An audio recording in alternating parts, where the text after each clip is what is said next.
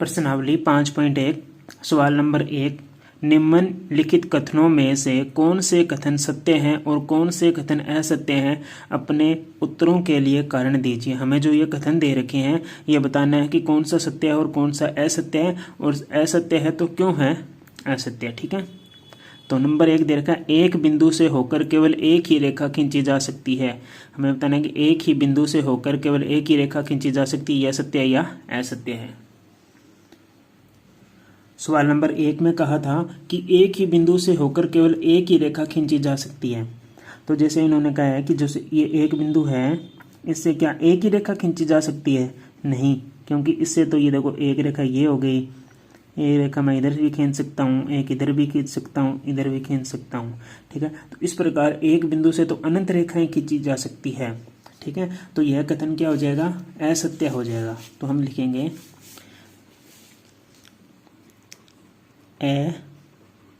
असत्य, क्योंकि कारण क्या होगा? एक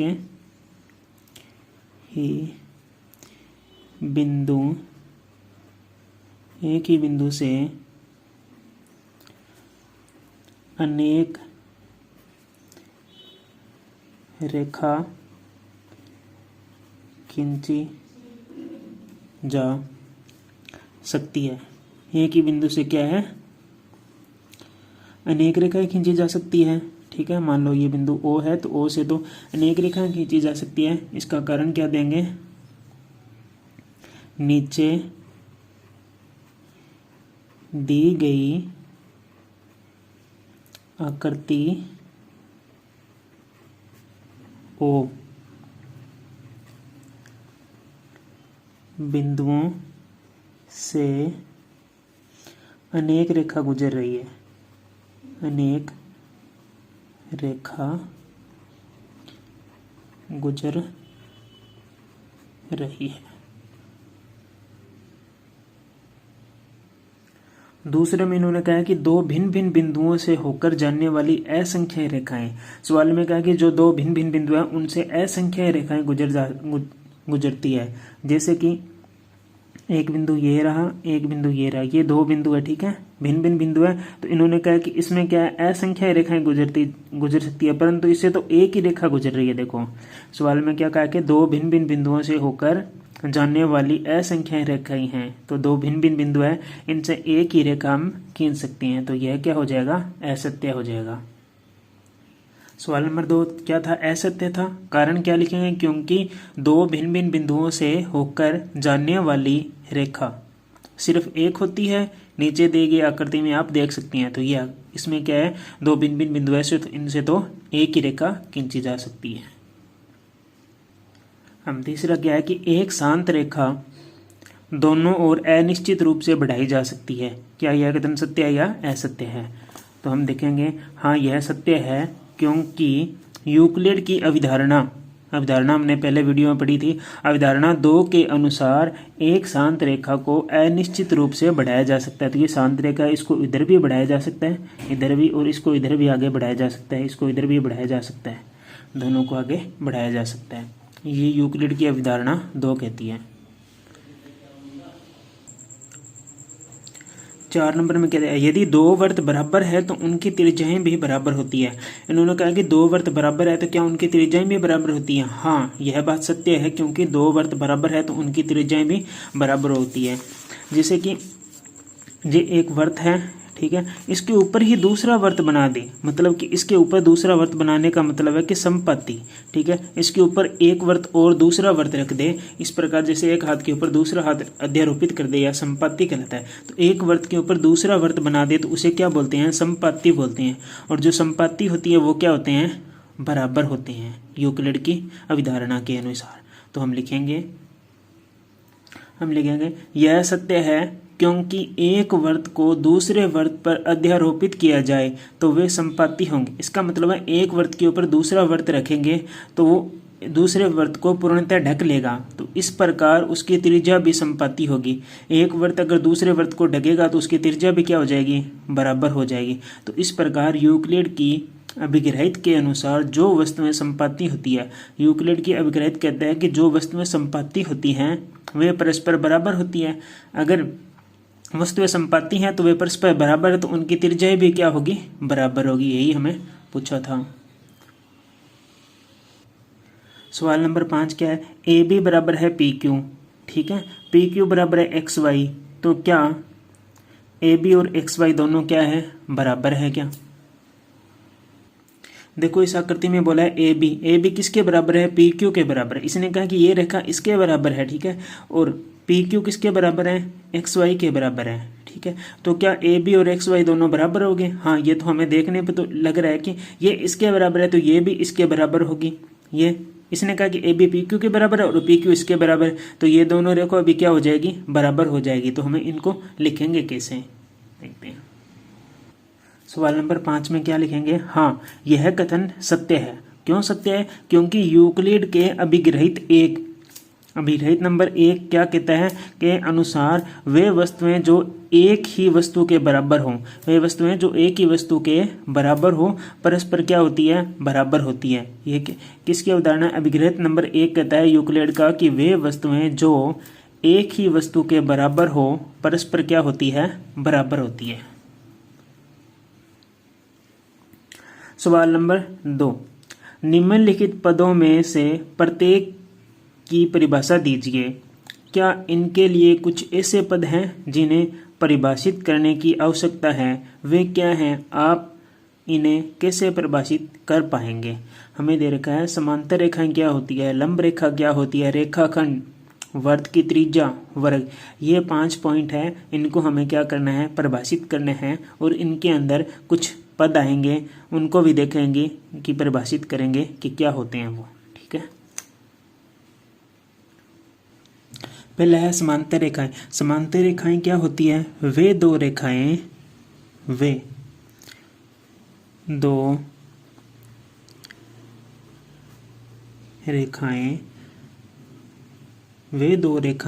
समांतर रेखा होती है, समांतर रेखा होती है जो आपस में प्रतिच्छेद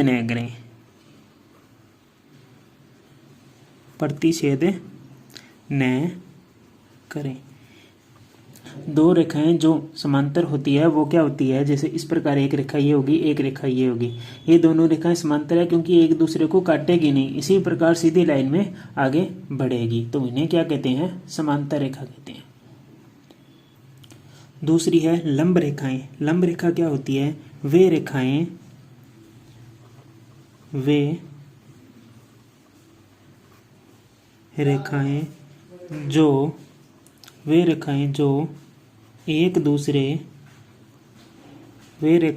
जो एक दूसरे पर समकोण बनाए, एक दूसरे पर समकोण बनाए। जैसे इस प्रकार ये एक रेखा ये रही, दूसरी रेखा ये रही, यहाँ पर समकोण का मतलब है 90 डिग्री का कोण बनाए, वह रेखा क्या कहलाती है, लंब रेखा कहलाती है। रेखाखंड, अब रेखाखंड क्या होता है, रेखाखंड एक रेखा का भाग होता है, तो लिखेंगे रेखा का वह भाग जिसके अंतः बिंदु ए बी है। ये मैंने अपनी तरफ से माने हैं, जिसके अंतः बिंदु ए वह बी है, अभी समझाने के लिए माने हैं। जैसे कि कोई ये इस प्रकार है, क्या है, रेखा है, ठीक है, इधर भी चल रही है, इधर भी चल रही है, ठीक है, तो इसका ये ए और बी तक का जो भाग है इसको हम क्या बोलेंगे, रेखाखंड बोलेंगे। ठीक है, रेखा का छोटा सा भाग होता है उसको हम क्या बोलते हैं, रेखाखंड बोलते हैं। तो ये एक रेखा है और ए और बी के मध्य जो दूरी है या इसको हम क्या बोलते हैं, रेखाखंड बोलेंगे।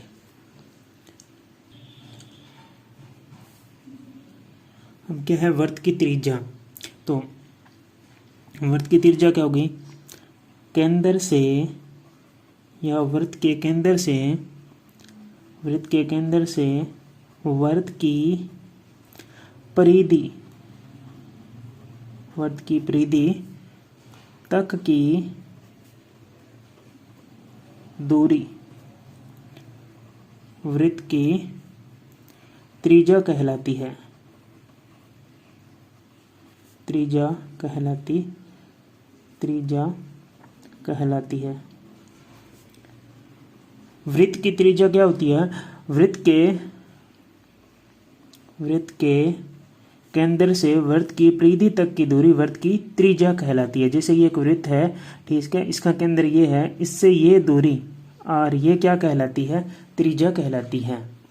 केंद्र से परिधि तक की दूरी क्या कहलाती है? वृत्त की त्रिज्या कहलाती है। नंबर 5 है, क्या है? वर्ग है। वर्ग क्या होता है? वह चतुर्भुज, वर्ग चतुर्भुज है तो वह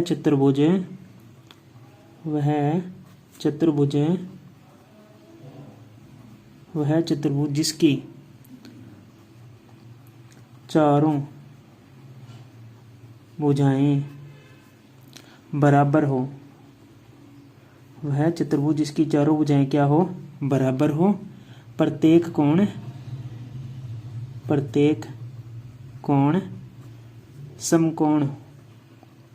समकोण का मतलब क्या होता है? 90 डिग्री हो, तो उसे हम क्या कहते हैं? वर्ग कहते हैं। जैसे कि इसकी चारों भुजाएं क्या हो? बराबर हो, ठीक है। जैसे ए बी सी और डी एक वर्ग है, इसकी ये चारों भुजाएं क्या है? बराबर है, और ये प्रत्येक कोण है, ये कितने डिग्री का है? 90 डिग्री का है, ठीक है। अब हमें क्वेश्चन में दिया कि इनमें कुछ पद हैं, उनको देखना और समझाना है कि वो क्या होते हैं। जैसे इसमें दे रखा है, एक तो दे रखा है समकोण क्या होता है, हमें ये बात करेंगे समकोण, ठीक है। उसके बाद में रेखा, दूसरा पद रेखा क्या होती है, ठीक है। तीसरा क्या है इनमें देखेंगे तो वृत्त की त्रिज्या तो हो गई, वृत्त की परिधि। अब ये वृत्त की परिधि क्या होती है, ये तीसरा पॉइंट। तो ये तीनों पर हम और बात करेंगे। तो इसमें क्या है कि इन परिभाषाओं को समझने के लिए निम्नलिखित पदों की आवश्यकता होगी। जो ऊपर परिभाषा थी उनमें कुछ शब्द आए थे, जो पद आए थे उनको हम समझेंगे। नंबर 1 था रेखा। तो रेखा क्या होती है? रेखा एक चौड़ाई रहित लंबाई है। तो रेखा पूछ ले कि रेखा क्या होती है, तो रेखा एक रेखा,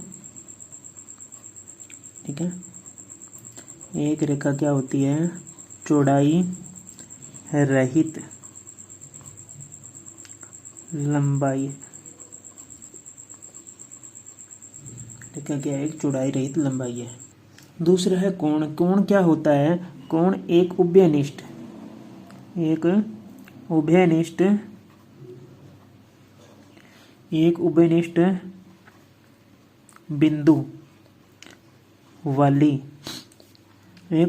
बिंदु वाली दो किरणों का सम्मिलन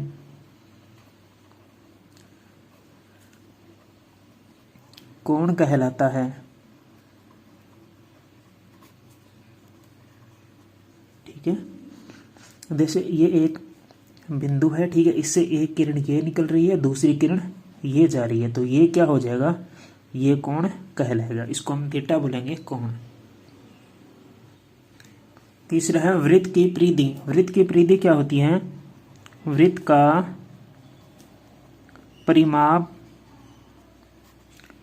का परिमाप अथवा